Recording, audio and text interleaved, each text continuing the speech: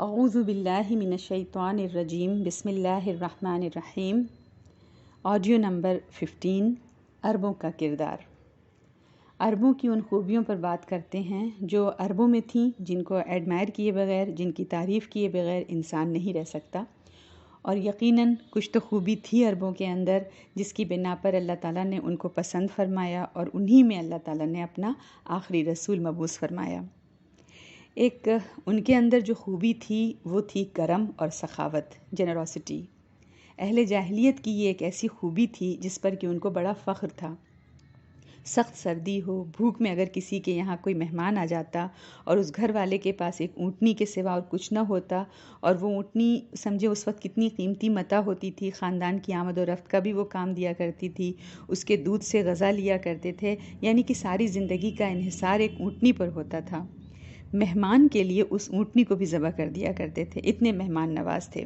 اور اسی صفت کی وجہ سے وہ شراب نوشی میں فخر محسوس کیا کرتے تھے، کیونکہ شراب پی کر نشے کی حالت میں مال لٹانا ان کو بھاری نہیں لگتا تھا، بہت سخی ہو جایا کرتے تھے، نشے میں دھت ہوتے تھے اور مال اپنا ڈھیروں ڈھیر خرچ کر دیا کرتے تھے۔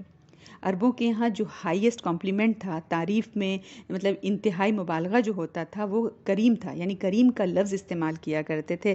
نبی اکرم صلی اللہ علیہ وسلم کے لیے انہوں نے کہا تھا کریم ابن الکریم ابن الکریم، کہ آپ تو کریم ہیں، کریم کے بیٹے، کریم کے بیٹے، فتح مکہ کے موقع پر۔ تو کرم اور سخاوت بہت تھی ان کے اندر۔ اسی طرح سے جوا کو ان کی سمجھ سے جوئے کے اندر سخاوت کا پہلو موجود تھا۔ جوئے میں جیتنے والا اپنے حصے میں سے مسکینوں کو بھی دیا کرتا تھا۔ زیادہ تر وہ جوئے میں جو بھی جیتتے تھے، جو بھی رقم جیتتے تھے یا جانوروں کا گوشت وغیرہ جیتتے تھے، سب کچھ غریبوں پر لٹا دیا کرتے تھے۔ اسی وجہ سے جوا اور شراب نوشی کو اچھا سمجھا کرتے تھے، اور جو جوا اور شراب نوشی کرتا تھا اس کو اچھا سمجھتے تھے، اور جو جوا اور شراب سے بھاگتا تھا اس کو اچھا نہیں سمجھتے تھے۔ تو ان کے یہاں یہ فنڈ ریزنگ کا ایک طریقہ تھا کہ فار اے گڈ کاز یہ سارے کام کرتے تھے۔ اسی لیے ہم دیکھتے ہیں قرآن میں جب شراب کا اور جوئے کا پہلا حکم نازل ہوا تو اس کی افادیت کا قرآن نے انکار نہیں کیا، ہے نا، بینیفیشل اینگل کا انکار نہیں کیا۔ سورہ بقرہ آیہ نمبر 219 میں اللہ تعالیٰ نے فرمایا ہے کہ دیکھو مسئلہ کیا ہے، وَإِثْمُهُمَا أَكْبَرُ مِن نَفْعِهِمَا، کہ ان کا نقصان ان کے فائدے سے زیادہ ہے، یعنی فائدہ ہے کوئی شک نہیں، منافع للناس ہے اس کے اندر، لیکن نقصان زیادہ ہے۔ تو ایک خوبی ان میں تھی یہ بہت بڑی سخاوت والی، سخاوت کی خوبی تھی عربوں میں۔ دوسرے ایفائے عہد، یعنی آنرنگ کمٹمنٹس۔ عرب کے لوگ کسی چیز کا وعدہ کر لیتے یا کسی کام کا کمٹمنٹ کر لیتے، اس سے پیچھے پھر نہیں ہٹتے تھے، چاہے اس کے لیے اپنے گھر بار کا، اپنی اولاد کا نقصان کیوں نہ کرنا پڑے، کسی کی جان کو ہلاکت میں کیوں نہ ڈالنا پڑے، کمٹمنٹ کر لیا، وعدہ کر لیا، پیچھے پھر نہیں ہٹتے تھے۔ پھر ان کے یہاں خودداری بہت پائی جاتی تھی، سیلف ریسپیکٹ۔ ظلم اور زیادتی برداشت نہ کرنا ان کی طبیعتوں کا حصہ تھا۔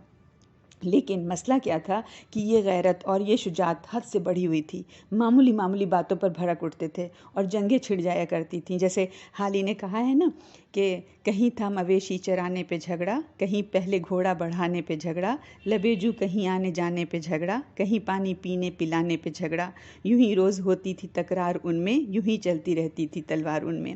تو چھوٹے چھوٹے مسئلوں پر جھگڑنے لگتے۔ غیرت تھی، سیلف ریسپیکٹ تھی، لیکن حد سے بڑھ گئی تھی۔ اور بعض معاملات ایسے تھے جہاں انتہائی بےغیرتی کا ثبوت دیتے تھے، تو بڑی افراط اور تفریط تھی، ایکسٹریمسٹ تھے یہ لوگ۔ اور یہ بڑے پرعزم لوگ بھی تھے، ڈٹرمنٹ تھے، کسی کام کو کرنے پر تل جائیں، کھڑے ہو جائیں، دنیا کی کوئی طاقت، کوئی رکاوٹ ان کا راستہ نہیں روک سکتی تھی۔ اپنی جان پر کھیل کر مشن مکمل کرتے تھے۔ عملی لوگ تھے، فلسفی نہیں تھے، پریکٹیکل تھے، فلاسفر نہیں تھے، بال کی کھال نہیں نکالتے تھے۔ الف لام میم کا نبی اکرم صلی اللہ علیہ وسلم نے کوئی مطلب نہیں بتایا، انہوں نے کبھی نہیں پوچھا کہ اس کا کیا مطلب ہے۔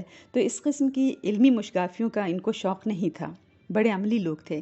اسی لیے بہت تیزی کے ساتھ انہوں نے دین پر عمل کیا اور تیزی کے ساتھ پھر اس کو پھیلا بھی دیا۔ انشاءاللہ نیکسٹ آڈیوز میں کچھ اور باتیں عربوں کے متعلق ہوں گی۔ والسلام علیکم ورحمۃ اللہ۔